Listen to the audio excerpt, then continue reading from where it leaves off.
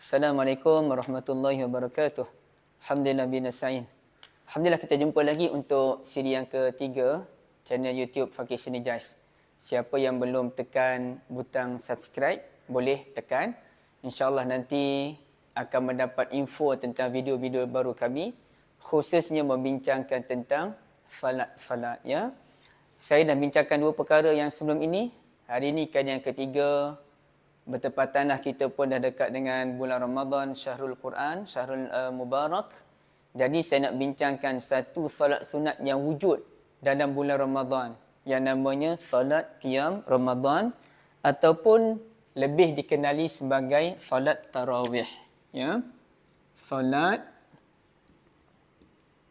Qiyam Ramadan.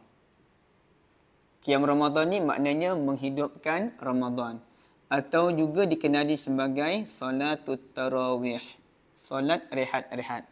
Asalnya solat ini namanya solat Qiyam Ramadan. Asalnya lah berdasarkan hadis Nabi sallallahu alaihi wasallam, man qama ramadhana imanan wa ihtisaban tu. Ulama menyatakan man qama Ramadan, sesiapa yang menghidupkan Ramadan, merujuk kepada solatut tarawih. Dan cuma solat itu kemudiannya dikenali sebagai solatul tarawih, solat yang banyak rehat. Kerana solat itu dia ada 20 rakaat kan. Ulama dulu dia buat 20 rakaat. Bila 20 rakaat, dia akan rehat pada setiap 4. 4 rehat, 4 rehat, 4 rehat, 4 rehat. Jadi ada dalam 4 kali rehat. Oleh kerana ada 4 kali rehat, mereka namakan solat ini sebagai solatul tarawih. Jadi bukanlah Nabi Muhammad sallallahu alaihi wasallam namakan ia sebagai solat tarawih. Zaman Nabi lebih dikenali sebagai solat menghidupkan Ramadan je lah, solat Qiyam Ramadan. Ulama kemudian yang menamakannya sebagai solat tarawih. Ala kullin, kalaulah ada orang yang solat tarawih dan niat sahaja aku solat tarawih, tapi dia solat tu 8 rakaat je. Dan bila dia solat 8 rakaat, artinya tak ada rehat lah. Dia hanya rehat sekali je. Lepas 4 rakaat, dia rehat sekali. Kalau rehat sekali, kita tak panggil tarawih. Kita panggil dia sebagai tarwihatun. Tarwihah, rehat sekali. Kalau tarawih ni banyak kali rehat. 1, 2, 3, 4. Okey. Banyak rehat. Tapi sekarang ni ada satu rehat. Adakah salah kalau kita niat salat tarawih, walhal kita tidak ada rehat? Jawapannya tidak salah. Ya. Bahkan saya tengok orang yang solat 20 rakaat di kebanyakan tempat pun tak ada rehat pun. Serik je. Sekadar zikir sekejap, doa terus bangun. Zikir sekejap, doa terus bangun pada setiap 2 rakaat. Jadi rehat betul-betul kita berhenti dalam beberapa tempoh yang agak panjang sikit tak ada. Hanya ada tempoh zikir sikit, doa terus bangun. Zikir sikit, doa terus bangun. Ala kullin tidak ada masalah pun. Sama ada kita nak niat sahaja aku solat Qiyam Ramadan menurut imam, ataupun sahaja aku salat tarawih menurut imam, kedua-duanya dibenarkan walaupun tidak ada banyak rehat pun. Ya. Hatta ada ulama mazhab Syafi'i rasanya menyatakan boleh je salat tarawih 2 rakaat bagi sesiapa yang mungkin dia sakit, mungkin dia uzur. Setengah ulama kata tak boleh, dia kena 20 rakaat juga. Jadi saya rasa itu bukan isu perbincangan kita lah tuan-tuan sekalian. Kita terbuka dalam bab ini insya-Allah. Cuma persoalannya bila kita bincang tentang tarawih ni, ulama ada bahaskan manakah lebih tinggi kedudukan antara salat tarawih dengan salatul rawatib. Itu perbincangan dia ya. Yang lepas saya dah bincang dah ranking-ranking salat. Yang paling tinggi salatul witir, yang kedua adalah salat tahajud, yang ketiga salatul rawatib.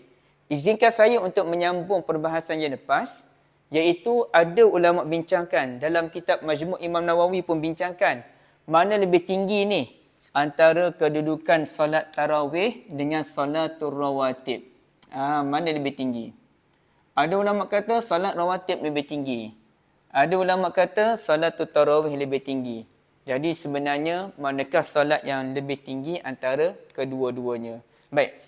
Tuan-tuan dan puan-puan dirahmati Allah sekalian, sebenarnya sebelum kita membincangkan soal tarawih dan rawatib ini mana lebih tinggi, kita nak kena faham dulu definisi solat tarawih. Iaitu, adakah solat tarawih ini termasuk dalam kategori solat tahajud ataupun tidak termasuk dalam kategori tahajud? Maka ada dua pendapat ulama'. Pendapat yang pertama, pendapat guru saya sekarang ni pun yang pakar dalam bidang hadis, beliau membezakan antara salat tarawih dengan salat tahajud. Dan saya tidak pasti pendapat terkini beliau bagaimana, tapi bagi beliau beza. Salat tarawih yang dikerjakan pada awal malam, salat tahajud pula yang kita tidur dan kita bangun nanti. Itu namanya salatul tahajud. Tapi bagi sebahagian ulama, mereka menyatakan sama je tarawih dengan tahajud. Hatta kalau lepas isyak, kita salat ba'da isyak, kita pun penat kerana kerja seharian, hari tu jam teruk, kita pun nak tidur dulu, kita pun bangun dalam pukul 4 pagi mungkin, ataupun lebih awal, kita dibenarkan untuk salat tarawih lagi. Jadi adakah salat tarawih yang kita kerjakan dalam pukul 3-4 pagi itu, bukannya namanya salat tahajud? Jadi bagi sebahagian ulama kata, salat tarawih dan tahajud adalah salat yang sama. Ala kullin kita tak ada masalah. Siapa yang kata beza, silakan. Siapa yang kata sama, silakan. Cumanya, kalau kita katakan beza, tarawih bukannya salat tahajud, maka insya-Allah pendapat yang kuat manakah lebih tinggi? Salat tarawih yang bukannya tahajud ini dibandingkan dengan salat rawatib, insya-Allah salat rawatib lebih tinggi daripada kedudukan salatul tarawih. Ya. Tapi kalau kita katakan bahawasanya salat tarawih merupakan salat tahajud, ia salat yang sama je. Cuma dalam bulan Ramadan, kita disunatkan untuk bertahajud pada awal malam secara berjemaah. Kalau bukan bulan Ramadan, kita tidak disunatkan untuk salat tahajud berjemaah. Kalau dalam Ramadan, kita disunatkan untuk witir pun berjemaah. Kalau bukan bulan Ramadan, tidak disunatkan berjemaah. Jadi, kalau kita kata sama je, tarawih adalah salat tahajud, maka kedudukan salat tarawih insya-Allah menurut pendapat sebahagian ulama lebih tinggi kedudukannya dibandingkan dengan salatul rawatib. Ala kullin sebenarnya perbahasan saya ni bukanlah nak bincang mana solat lebih tinggi, kita pun nak berdebat dengan teori-teori demikian, tak penting pun teori. Kita nak bincang teori, saya pun kemukakan hujah, tarawih lebih tinggi daripada rawatib. Saya pun yang lain pula kemukakan hujah, solat rawatib lebih tinggi daripada solat tarawih. Itu hanya teori, dia tidak membawa kepada amalan pun.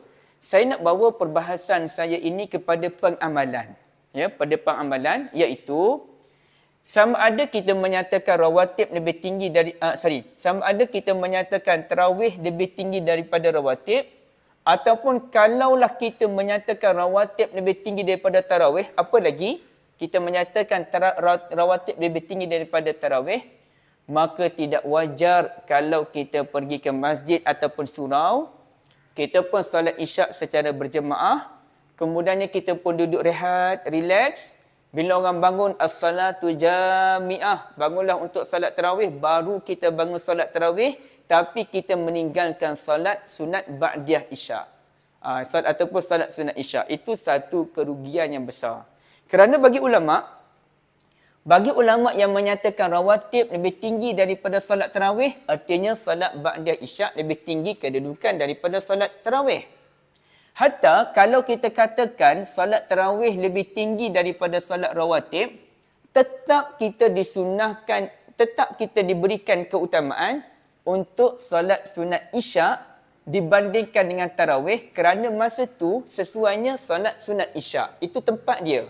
Lepas isyak, kena salat sunat isyak. Itu kedudukan dia.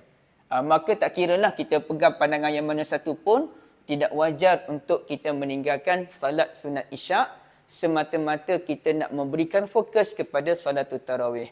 Jadi ini peri pentingnya tuan-tuan dan puan-puan sekalian, untuk kita menilai mana satu kedudukan salat sunat yang paling baik. Jadi semoga Allah Azza wa Jalla berikan kita kesihatan, kekuatan untuk beramal dengan salat tarawih. Jadi kalau Allah Ta'ala izinkan kita untuk menamatkan tarawih sepanjang Ramadan dengan cara yang terbaik, insya-Allah dapat malam Al-Qadar.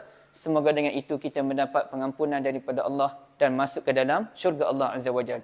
Jangan lupa untuk dapatkan buku Fahami Salat Sunat, perbahasan yang menyeluruh dan mendalam. Semoga dengan itu makin kita faham tentang salatul sunnah dan makin itu kita akan merasai kepuasan untuk mengerjakannya. Terima kasih. Assalamualaikum warahmatullahi wabarakatuh.